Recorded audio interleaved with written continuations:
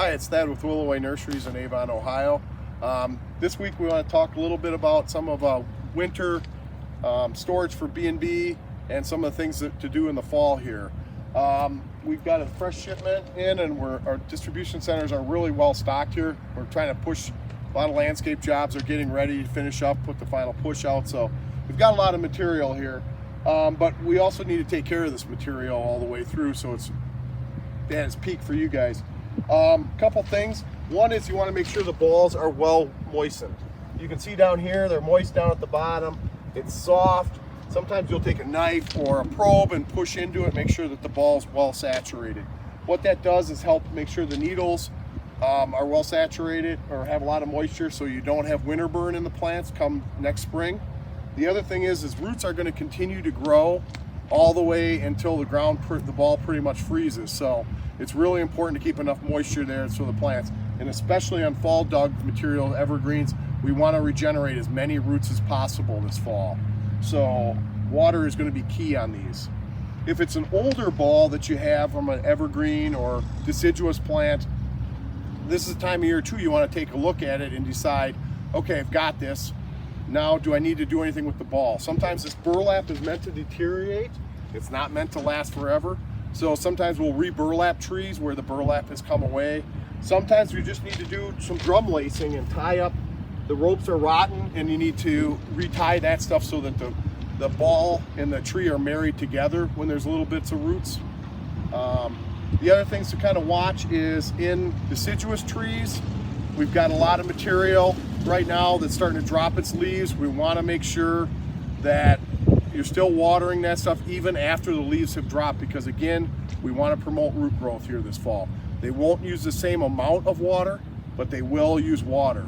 So kind of keep in mind that. On spruce, we have some issues. If they dry out, they'll show that 2 to 3 months after they dry out. So you could look good still in the fall here, and then next spring they just drop all their needles. And that's probably because they dried out in the fall, or they didn't have enough moisture going into winter and they kind of winter burned or dried out. Typically, if you see a drought event in an evergreen, it's usually from the bottom and interior rather than starting from the tips and going back in. So winter burn is the exact opposite. You usually see it on the top and on the outside. And that's more from the needles, the sun and the wind taking the moisture out of those needles. So a few other things to kind of be cognizant of. We're not seeing a lot of insect pressure because of our cold temperature. We're getting down at 40 degrees at night. Our daytime highs are upper 50s, low 60s.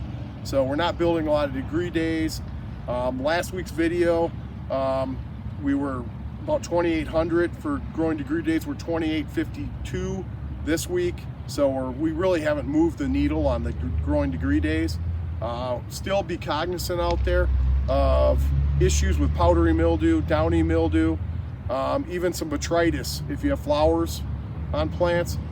Those are all things that we need to be watching for, and still do some preventative sprays if necessary, because those will keep spores coming into next year. Clean up that leaf debris and make sure you take the inoculum out of those houses. A couple other housekeeping things. We're really starting to, because of the 40-degree nights, we've been down at 40. We're starting to consolidate plants for wintering.